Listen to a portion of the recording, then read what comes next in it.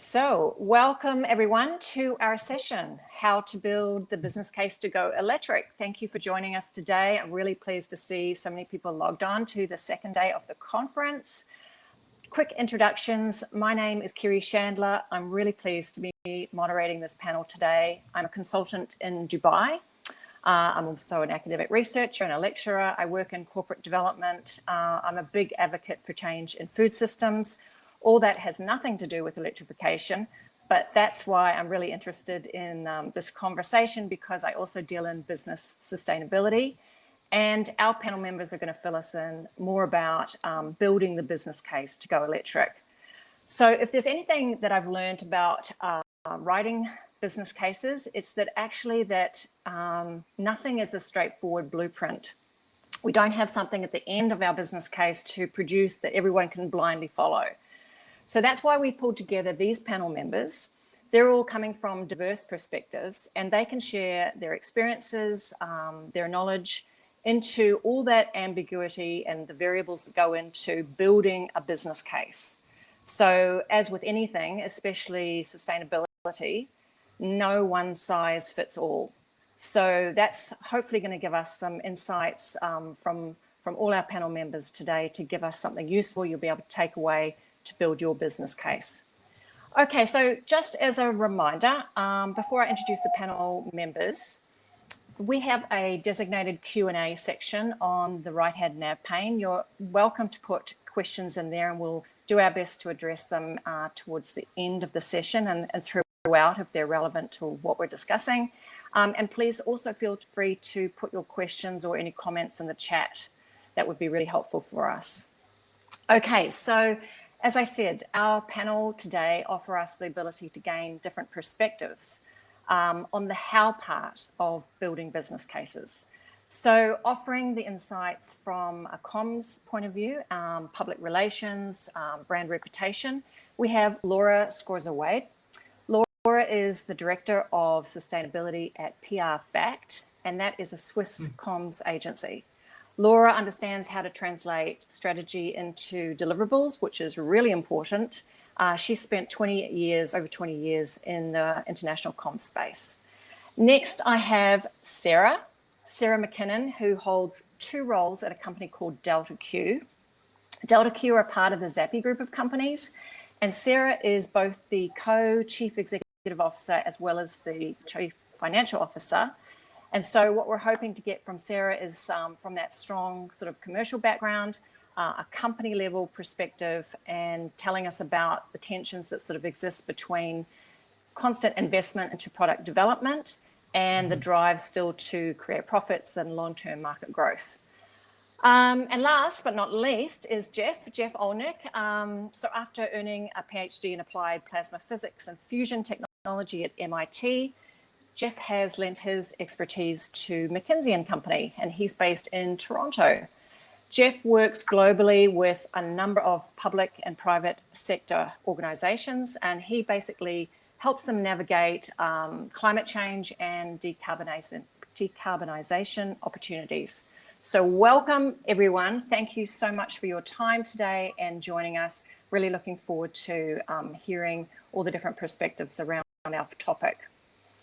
So let's begin.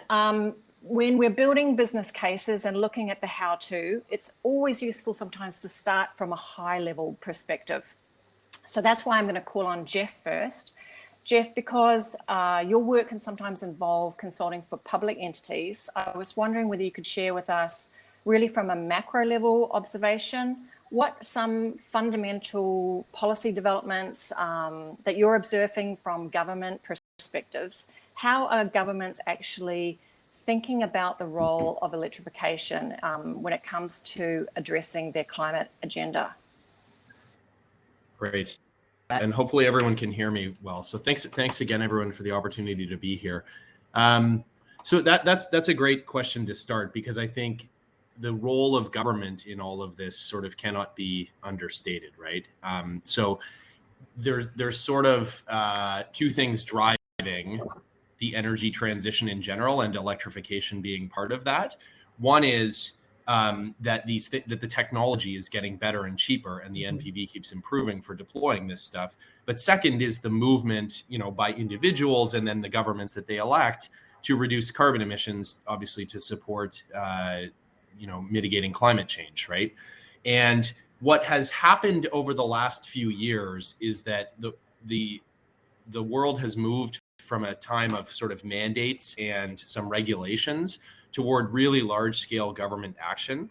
I don't know if we can share that slide I showed, but or that I sent. But one thing, that governments have done, pathways, right? There you go. So this is an example decarbonization, what we call a MAC curve, right? So it's really complicated, but on the x-axis you've got amount of carbon reduced, and on the y-axis you have the cost of reducing carbon by different levers. So this is a typical tool used by governments when figuring out what needs to happen in the country in order to reduce their carbon emissions. You can do it at a company level too. This is a national one for Canada, where I'm from, and it's showing 2050 costs. That's why like EV cars and fuel cell electric vehicle trucks and things like that are highly negative in cost. That's by 2050. So this is pretty typical sort of approach to say which things would you do first and which ones are quite expensive and which ones would you do later because they're more expensive, right?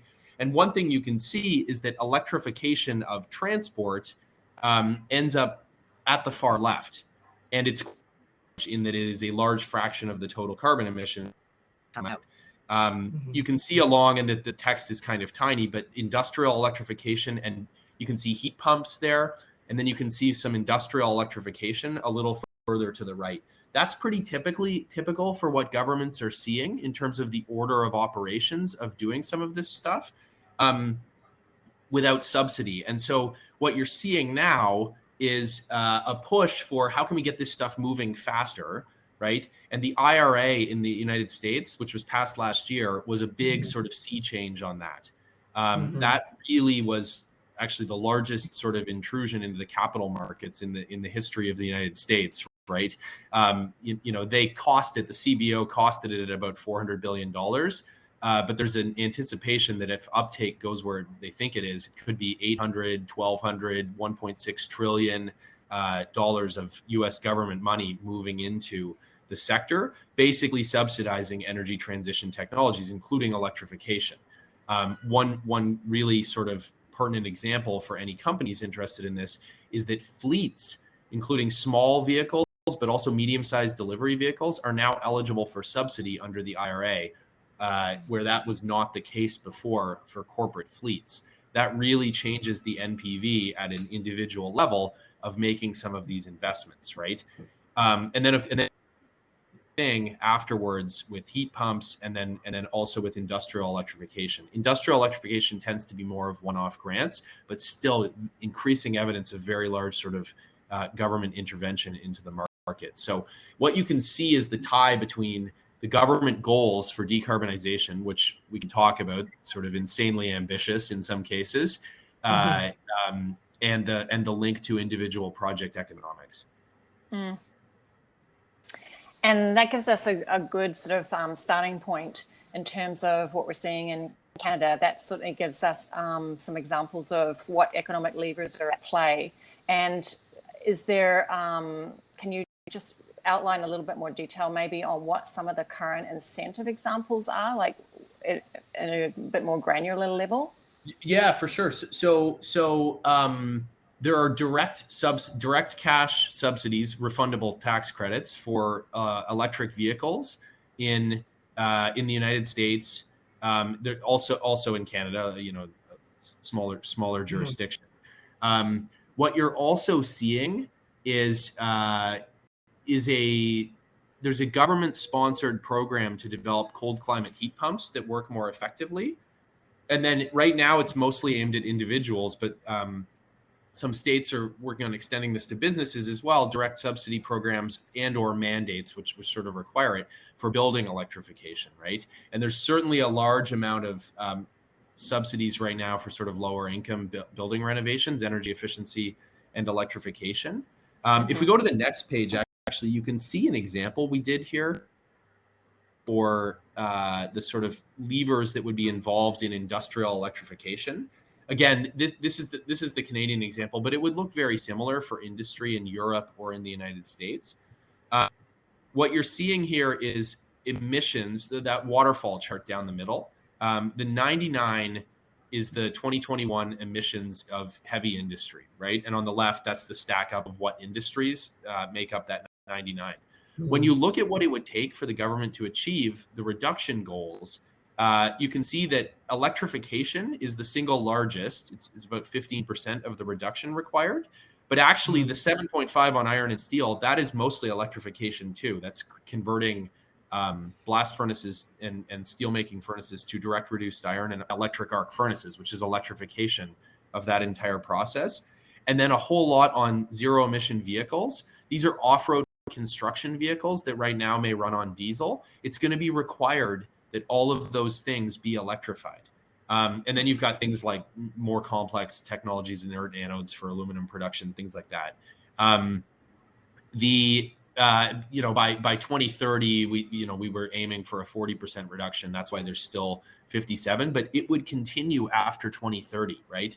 If governments are to achieve the reduction, electrification is going to have to be a key role. It's actually the largest part of it. You sometimes hear about electrify everything. That's maybe not totally true.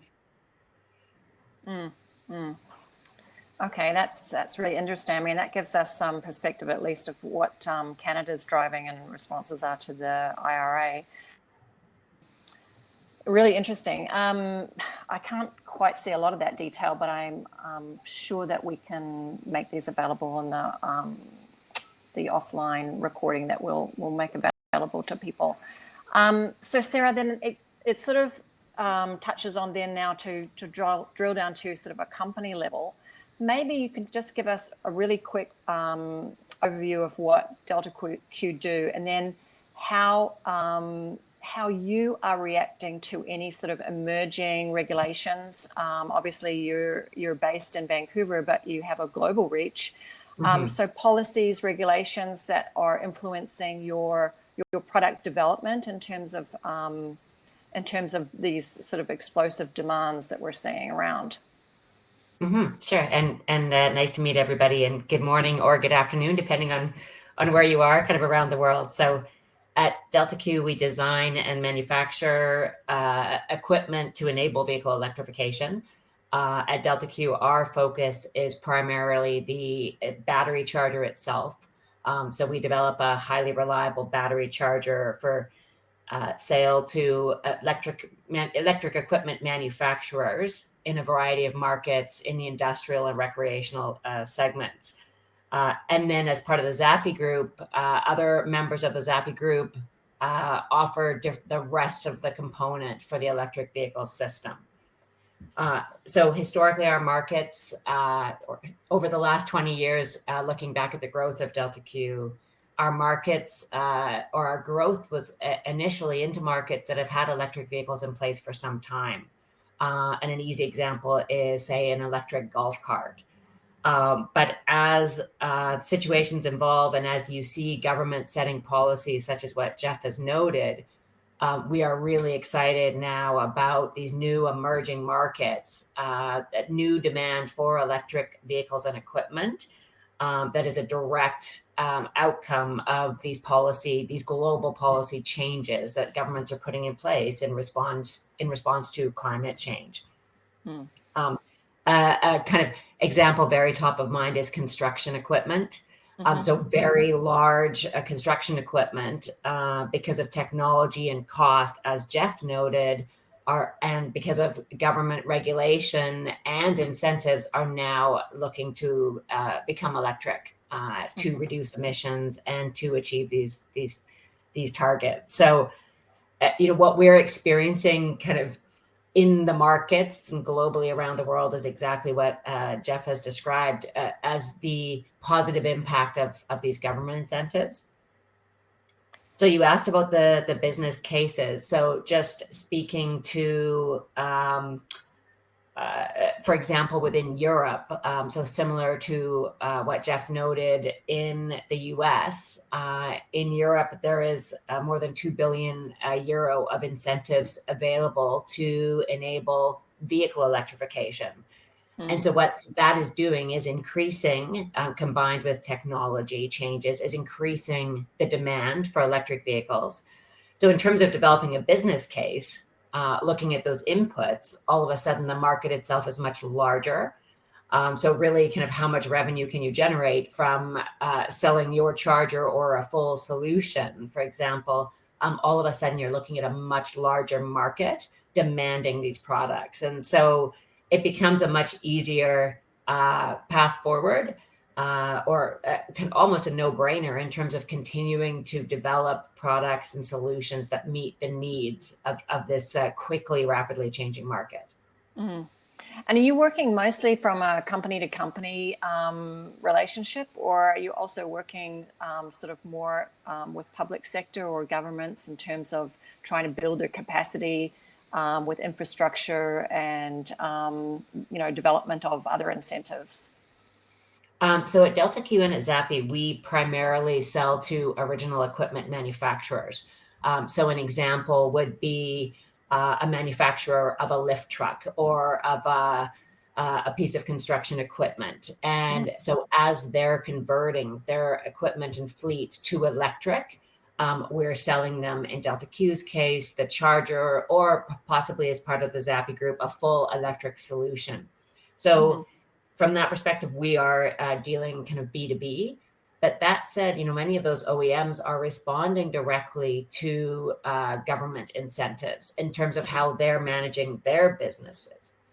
Maybe a different example from India is there's an incentive program called FAME there that's really to accomplish two things. One is electrification, which you can imagine is much needed in India. And the other is to promote investment and developing those skill sets in country. And so through this FAME program, the government is incenting equipment manufacturers to go electric, but with local equipment and production. Okay. So with that in mind, businesses are now investing in India. And so although we're selling to the OEM, that relationship really came from the government policy. So they're very much linked.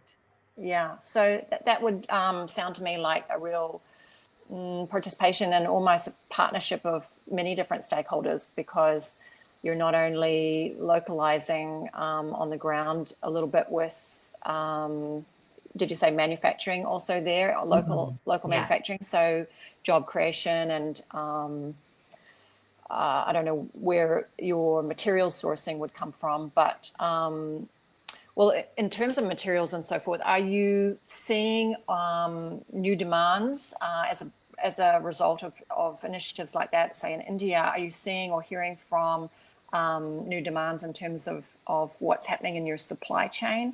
I'm just thinking about potential new risks that you may not have entered into before, impacting your abilities to sort of produce those key product developments. Is that something that you're mitigating? It definitely, we're always attempting to mitigate risk in a number of areas, but just back to the first point around the kind of partnerships, I would say it's happening very naturally in terms. So I think it speaks to the effectiveness of the government policies that Geoff has provided some examples of. So we are not kind of interactively, personally, as the Zappi group out there pushing, for example, the FAME funding, but the programs are so effective that they're very naturally kind of creating this behavior or this demand from equipment manufacturers that is resulting in us being able to look at accelerating our product roadmap or investment into different countries globally. So, and yes, on the supply chain side, it's a real change from back when, Delta Q first started as a company just over 20 years ago. I mean, we were very focused in manufacturing in one location and sourcing all of our global requirements from that one area. Whereas now, in response to these incentives and also other factors, kind of geopolitically, for example, we are expanding our global footprint on the supply chain side, and there's some challenges that go along with that. Absolutely. Yeah, absolutely. That's a ongoing horizon. And just on the supply chain issues, less about geopolitical, but just in scaling these things up, the IRA in particular in the United States changed the economics of deploying some of this stuff so quickly that the literally the supply chains can only respond so quickly, right? So it has moved from fleet electrification is a good one, right? On sort of in-town delivery vehicles, that kind of medium weight class and same day delivery class, that was out of the money pre-IRA. It's now in the money over the next 5 years. And a bunch of companies are realizing that all at the same time. And what you're seeing now is a constraint on the availability of models, right? So, the automakers and the suppliers of charge equipment and everything are responding incredibly quickly. It's as Sarah said, an exciting time for deploying businesses around this, right? But it's actually the demand came so quickly because of this sudden change to the economics that it's taking some time to respond to it, right? So a lot of our work these days, you kind of convince people almost right away of the economics of it, and then it moves to, well, when will I actually be able to get trucks? Yeah. Right. And by the way, if there's a shortage of trucks, are your cost assumptions going to get blown out of the water, right? It's like how people were paying almost new prices for used cars for the last 2 years, right? Right. So that, I think it's going to take some time for that to play out. Eventually, it is a competitive market, and so the things should approach their expected should cost, right? But for the time being, we're in a bit of a transient on the availability of this stuff. Yeah.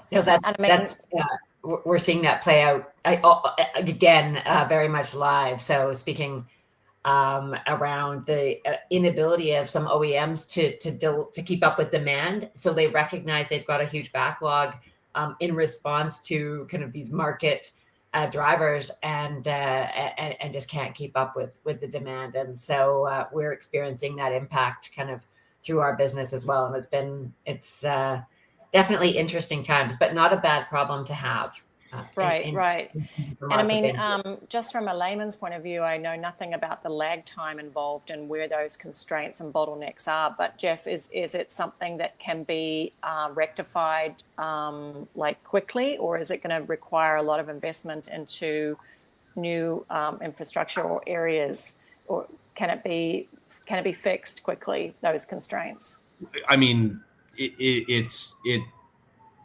so like electric vehicles in particular, these are multi-year planning processes, right? For the car companies and the truck companies, but those those plans are in process, right? So the scale up is happening. I think the demand quicker than people were expecting. And you haven't seen it yet on building electrification, I think, because the economics are not quite there. And also it's simpler devices, right? When you talk about heat pumps, they're kind of like air conditioners, and it's already a fairly mature market. So you're building a smaller amount on top of a larger amount. So you're seeing it a little bit less there. On electric vehicles, the industry is responding. I mean, in a just enormous way, right? I think with some of the other electrification technologies that are a little further out, marine electrification, some industrial electrification. This again, it didn't create quite the same shock step change like it did for fleets and electric vehicles. But you're seeing a ramp up there too, right? So everybody we work with is figuring out how to shift supply chains. It's just sort of most acute in the passenger vehicle and sort of light, small, medium duty truck sort of space. Yeah. Wow. Well, as you say, Sarah, a good problem to have in one sense. Yeah, exactly.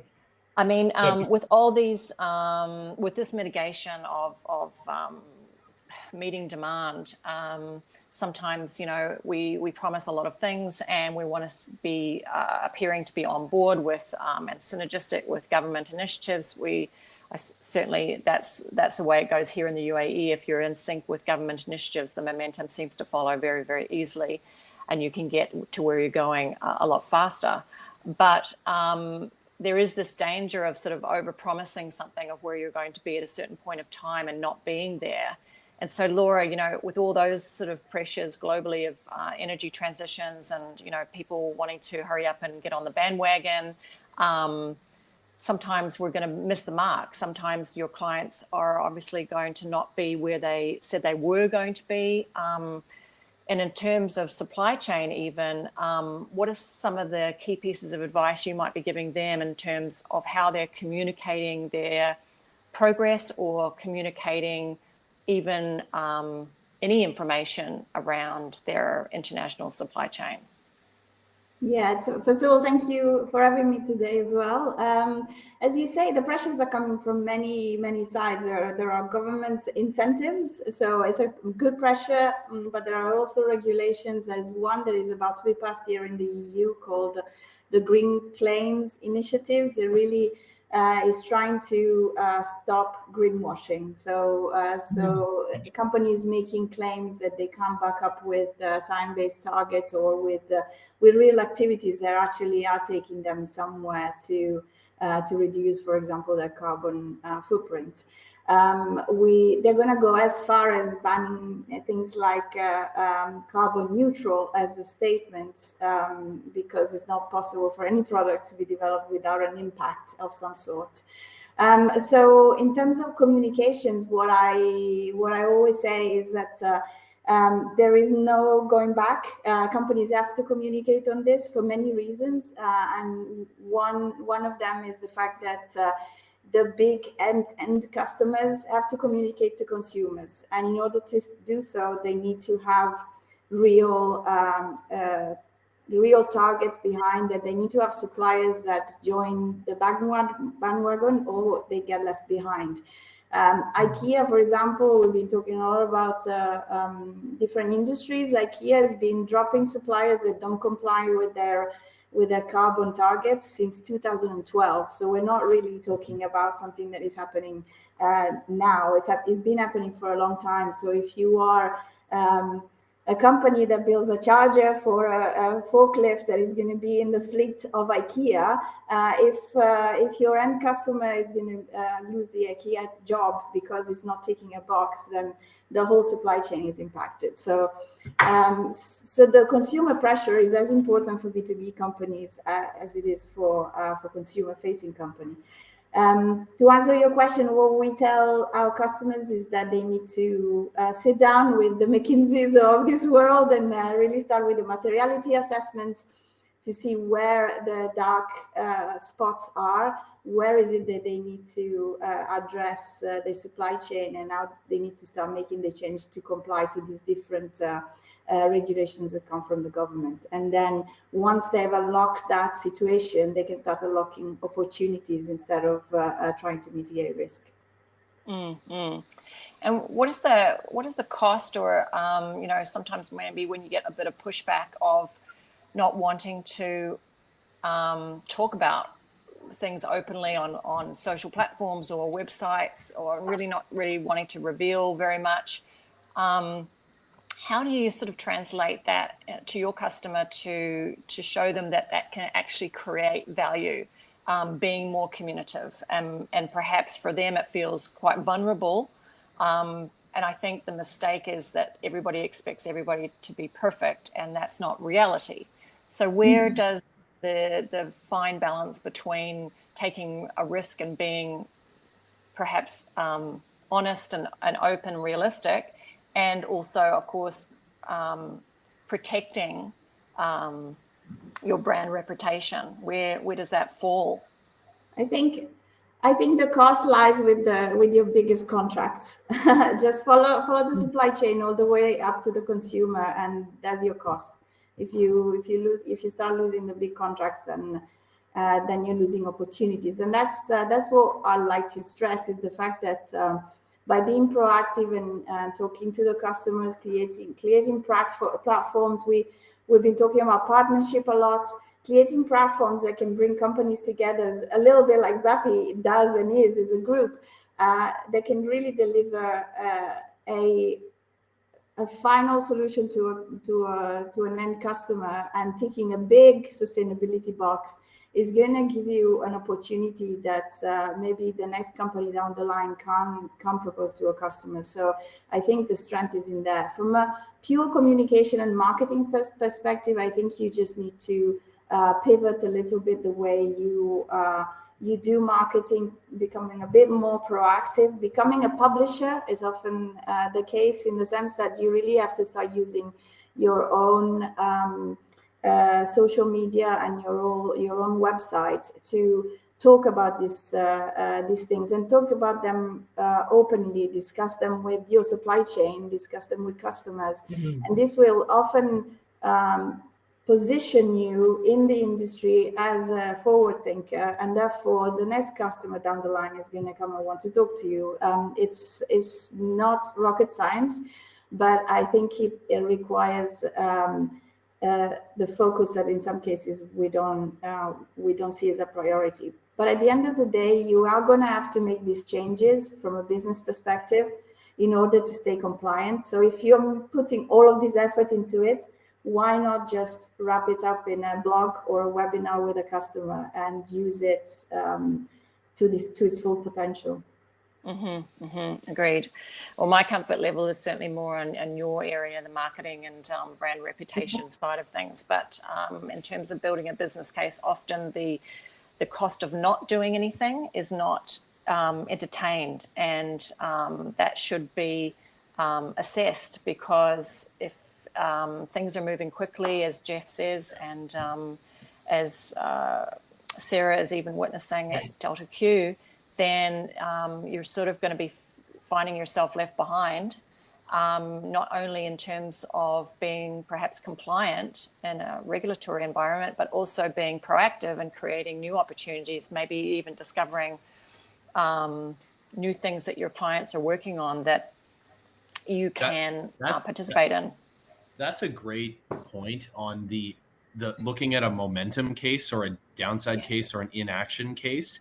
So when we're working with clients on sustainability strategies, it's kind of funny, right? Like Laura, you started out by talking about avoiding greenwashing and things like that. It's felt over the last 3 years, like if anyone knows the where it's the peak of inflated expectations and the hype, and then the trough of disillusionment, and then you move into a plateau of true productivity, right? It was invented for tech, on kind of new technologies, but a little bit you saw it play out over the last 5 years in sustainability commitments, where if I'm honest, right, like there was a lot of commitments made in especially 2020, 2021, where people were kind of, they saw others, and they saw the Glasgow conference, the COP26, right? And there was a lot of momentum, and net zero commitments were being made, both at the investor level by large investors who are, we will do such and such in our portfolio, reduction by 2030, reduction by 2050, but also by individual companies. And there wasn't at that time necessarily like a full technical plan to achieve that, right? It was a little bit, we're gonna do this. Our competitors are doing this. It's the right thing to do, and we'll get there through offsets if we need to in the short run, right? Then right. War in Ukraine, inflation, that to me is the sort of trough of disillusionment, right? And now what you're seeing is really like the hard work of building real plans. What am I going to electrify when? What am I going to do on my scope 3, recycled content, circularity, et cetera? When am I going to do it? And building business cases in a way that wasn't always done during those initial sort of commitments in 2020 and 2021. So it's, to me, more exciting now because it's real, right? Like a commitment is cheap without the plan underlying it. And now people are really, really, actually building that. But as they do that, just to get back to Laura's point, there's an element of like, sometimes it's direct cost savings. We talked about fleet electrification, often be direct cost savings. But one thing we're finding is companies, customers may have scope 3 commitments. So if you make packaging, your customers may include, consumer packaged goods companies or e-commerce players or the postal service. Perfume companies, you never know. Yeah, they will have their own scope 3 commitments on the sustainability. If you aren't doing anything, a lot of those customer contracts may be at risk, right? And when you start to look across, you see this across industries, and it's only by looking at your customers' commitments and what your competitors are doing that you realize that do nothing actually has a negative consequence. So the business case for doing electrification is not just the pure cost savings of doing it. It also can include mitigated loss of customers and potentially gain of market share if you move faster than your competitors. Yeah. Geoff, yeah. I was going to say the exact same thing. I mean, so you're speaking about it kind of from the McKinsey perspective, and then on the industry side, I mean, participation is non-negotiable at this point. So our kind of large OEM customers are demanding it in terms of outlining, like, what are you doing to move towards sustainability and it's real action, not the greenwashing, et cetera, that Laura spoke about, from the earlier days. I mean, it is just a requirement now to participate in the conversion of equipment to electric. Yeah. Sarah, are you feeling any pressure to communicate more in terms of not only product specs and that technical type of equipment information that is obviously stock standard, but are you feeling any pressures as a company to sort of expand your communication strategy and just share more about what you're doing in many different areas? Kind of yes and no. I mean, there's the demand is coming directly from our OEM customers and prospects, and so we're having more kind of one-on-one conversations with them about who we are. But as we continue to enter new markets, part of that activity is absolutely making sure that kind of those markets know who Delta Q is and what our commitment to sustainability is. And so, yes, absolutely, that comes with work we do on the marketing front and the messaging there, so that prospects that don't know us have the ability to access that information. Yeah. I mean, that is your storefront to anybody that's getting to know you for the first time. I know you've been in your zone for a while, and most people perhaps know what you do, but you're always evolving. And I've noticed that your communication and your look and feel has sort of evolved into just explaining more areas about your business beyond what we traditionally classify sustainability as, in your jurisdiction, materials and resources and things like that. But you've also, I've noticed, divulging information just about your team, your culture, all of that type of thing, where before B2B companies really didn't spend too much time on that. That wasn't really their focus, and why should we? But I think, it not only helps gaining first foot nice relationships with people that don't know you, but it also is an element of transparency in terms of what you're about. And I know we have Alex Edmonds coming up in a couple of sessions who's going to speak more about that. But Laura, are you seeing more of this in B2B? Yeah, and I would also say companies like Delta Q that have the luck of being part of a bigger group.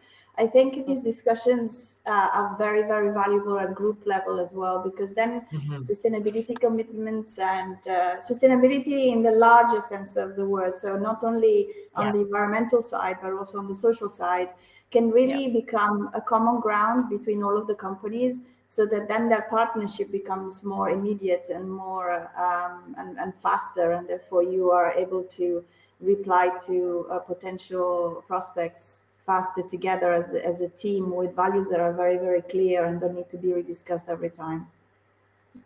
Yeah. We're sort of nearing the last quarter of our session here, so I wanted to just touch on a few things. Geoff, I know that you had some more information maybe to share with us. Was that relative to any more government level initiatives, or was that more about mitigation? No, there was a few other slides on subsidies for electric vehicles, but I think we talked through a lot of that already, and the benefit of electrification. So we could probably move to questions. Okay. So one question we have here is just in general sense, any final emerging changes on the horizon that you think will impact electrification in a big way? I don't know whether, Geoff, you can see anything happening that's going to be the next wave, or I mean, you already said that things were moving pretty fast, but what should be the next big chunk? Oh, I mean, there's so much, right? Like, so I at the beginning I said there's two things that are driving this. One is that the technology is getting better and cheaper, and two is that government subsidies are moving, right? Both of those things continue to move. So look, the IRA was huge. The Canadian budget, the European response, the GDEP were also large, though not as large as the IRA. So probably there's going to be a little bit of a pause on new subsidy. I don't think it's the end of it entirely, right? And those programs will continue to evolve. But maybe more importantly, right, is the amount of R&D and tech, research going into electrification, the underlying technologies continues to increase, right? And so, for example, silicon anode lithium-ion batteries could really reduce the cost of lithium ion in a step change way. And then you've got even more advanced battery technology, solid state batteries, metal air batteries, these kind of things that probably towards the end of the decade. But if those work, you hugely open up the space of vehicle electrification that is in the money almost immediately, right? Because of the technology. The other one on the building side, most energy in the buildings is going into space heating. And heat pumps don't work below a certain temperature. And even when they do work, their efficiency goes down. There's a big effort in the US, Canada, Northern Europe and Japan actually on colder climate heat pumps.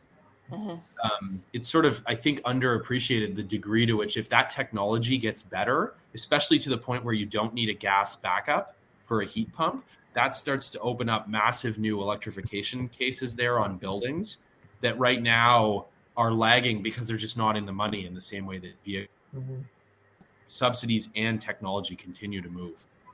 Yeah. Okay, that's interesting. We've got two fast and furious questions that have come in. I think one is pertaining to sort of top line cost savings opportunities for electrification. And I think, Geoff, to a degree, you might have already covered that at the beginning, especially with the mention of incentives and subsidies. But another one that's completely different is touching on lithium that you mentioned just now. And in terms of the green solution of lithium ion, seems that the sourcing the materials and then the end of life strategies are not quite there yet. Does anyone have any comments on that in terms of lithium ion? I can take that. I mean, so batteries in general have a lot of, and they call them critical minerals, right? And it's not just for batteries, but a lot of the critical minerals in the world are going into the battery supply chains. The sourcing of these things is both, there's a huge variety of cost to get them. They come from all over the world, and the sort of ESG quality of where you get them from, it varies hugely depending on the mineral and depending on the source country, right? I mean, you most often hear about cobalt actually, because a lot of it is coming out of sub-Saharan African countries with sometimes not great labor practices around how this stuff is mined, right? Lithium, a lot of it is coming out of the Atacama Desert in Chile, but I mean, there's massive new developments in the United States, Canada. Obviously the Russian supply is offline now, but there's huge new developments on this stuff. I would say, like this is going to be a problem as with any mined material, right? Like there is a global supply chain on this stuff, and it's down to countries to negotiate labor standards and where this stuff comes from. And that is a real challenge. Like, there's a lot of minerals required in the energy transition and electrification, and you should not have a blind eye toward where those things may come from. And look, this is me speaking a little bit, not McKinsey, but one way to get around this, like, is if, you know, countries with high labor standards can permit more mining, then that's going to take share away from places with lower labor standards, right? So I'm in general in favor of permitting more mining, but that has trade-offs too. Like, it has local environmental damage. On the carbon footprint, just last thing is, it is lower, right? If you do an electric vehicle, it is lower. Like, we should not pretend that it's better to keep driving internal combustion engines. The carbon footprint is lower, and the recycling supply chains are being massively stood up right now in every continent. So we're not just going to throw out lithium-ion batteries. They're going to be torn apart and reprocessed into new batteries within 5 years.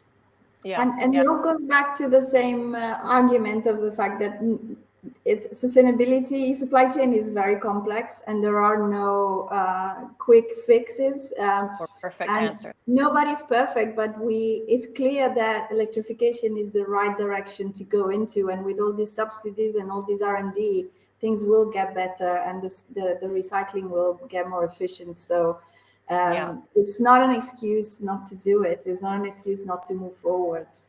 No, absolutely. Any thoughts from you on that, Sarah? I was just going to echo the same comments. I think the focus has really been on the front end. So getting the vehicles electrified, having these business cases in play, these incentives to really drive that whole that massive change. Step two is, okay, well, what happens when that equipment retires? And that work has started. But it certainly hasn't been the focus, but I believe the attention will be on it as needed as we kind of master the supply chain issues and the demand issues that Geoff talked about earlier on. So it will come. Yeah, I agree. I mean, I'm sure that there's plenty of opportunity to develop that area, end of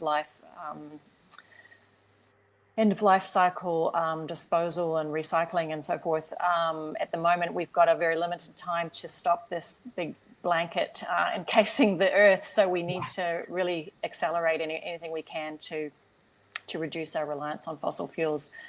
And so let me just check again if there's anything else here in the questions. I think we've answered everything here. I mean, if there's any final comments that you wanted to add, Geoff or Laura or Sarah, to the session, the business case that we've sort of looked at really has been revolving around the comms side, the brand reputation and the value of that to internal and external stakeholders. It's always great to have something fantastic that solves the world's problems, but you've still got to get buy-in and communicate that. And then, Geoff's given us some excellent examples of government initiatives and things that are really moving the dial on getting electrification really moving very fast. And then Sarah's given us huge evidence of lots of emerging things and new opportunities, trying to keep up with demand. Exciting, of course, a good problem to have from your side, but also... Yeah, I mean, you've been in that business for quite some time. It's not something new, and still you're seeing new challenges and opportunities for partnerships in different parts of the world. So that's got to be very, very positive for everyone. Yeah, I believe it's a tipping point really for all the reasons that we've discussed during this call. But the market pull is very significant. The technology enables these new markets to convert, and so it's a very interesting and exciting time to be in the industry and in the business. So very excited about the next few years. Good. Anything to add, Laura? No, I think as we move forward, we just need to keep on coming to terms with the fact that the supply chain has to be transparent, and you need to have a much longer visibility on where all of the components like cobalt we mentioned come from, and keep on improving them. Nobody's perfect, not even Patagonia, the Patagonias of this world. So we just need to push in the same direction. Yeah, agreed. Yeah. And Geoff? Thank you. Yeah, I echo everything that was just said. I mean, just going back to the theme of this panel discussion, how to build the business case to go electric. I guess I would close by saying, right, so this stuff is moving fast. It can be hard to make a firm business case, unlike with mature technologies where you just can write down, the costs and benefits, right? I think the most exciting clients I've worked with and the ones who are thinking furthest ahead, think about not just the direct cost savings in a business case around this stuff, but think about also mitigated loss. And then maybe more exciting is on the upside, right? So when you think about mitigated loss, like, loss of customers or potential future carbon liabilities, right? Like there may not be a carbon tax today, but what are the scenarios going forward? And that could be mitigated if you do more electrification. But maybe more exciting is the upside, right? The potential market share, the price premium that you might be able to capture, right? And this is going to be different depending on the industry you're in. But I find that limiting to just looking at the business case because of like OpEx savings right now, you may miss opportunities, right? So exciting space. There is a lot driving the business case, and I think for those who are willing to look ahead, there's a lot that can be done here. Agreed. A little bit more long-term vision. There's also the soft step there. Get just one final point on that. At the end of the day, this move to sustainability, to move to electrification, I mean, this is having a positive impact on the planet. So hard to put a dollar value on that directly as a business, but for the entire planet, it's actually a really important step forward. So it's survival, not only of the business, but and there's, of the ground we're walking on. Yes, that's right. Yeah. Well, if we don't fix that, we won't need any business whatsoever. Thank you so much again for the time you've invested, not only today, but with me prior to this panel session. I really appreciated it. I have learned something, and I hope that the people who've tuned in have also been able to take something away that's useful for them. And I'm sure if anyone wants to get in touch with any of you, your details are also listed on the platform somewhere. And great, we'll have another session following this very shortly. So for the people that are attending, please stay tuned. I think there is Alex Edmonds' keynote address in an hour's time. So I highly recommend to stay tuned for that. He's an excellent speaker. Thank you again, Geoff, Sarah, Laura, and have a great day or evening wherever you are. Thank you. Thank you. Have a good day, everybody. Thank you. Thanks.